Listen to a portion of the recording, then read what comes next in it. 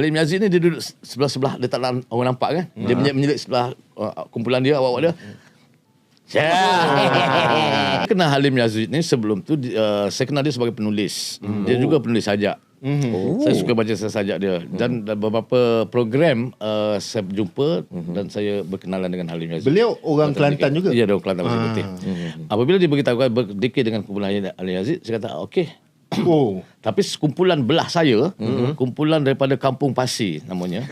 Kampung Pasir kat Pantai Dalam atas tu. Oh, dekat Johor ada juga Kampung Pasir. Ada. Saya tak kenal siapa pun manusia. Alamak. Di Kampung Pasir tu? Kampung Pasir tu. Jadi saya pergi sebagai tukang. Jadi saya jumpa Halim Yazid. Saya kata, Lim, aku tak tahu macam mana ni. Kau berikir dulu, kau kumpulan kau dulu, aku nak tengok macam mana. Dia ni dah legend lah zaman tu. Dia di KL dia legend lah. Masa tu dia legend. Dia budak you menyanyi dikir kan nama dia. Dia ragat.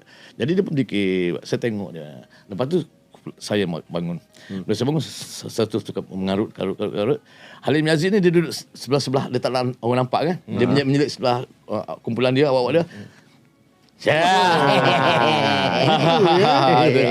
Bang, pada zaman tu lah, ni 80 berapa ni bang? 80-an, saya lupa. Okey, zaman tu DK Barat dah membesar belum dekat Malaysia ni? KL lah, kita KL dulu. KL saya rasa taklah besar sangat, baru mula nak muncul. Sebenarnya awal 70-an sudah ada orang mula berdikir di KL. Tapi di KL belum lagi, orang ramai belum menerima. Waktu itu tahun 80-an hanya di universiti saja yang tumbuh dikir. Dia ada underground lah zaman tu, dia tak mainstream lagi. Ya, ada kumpulan-kumpulan kecil.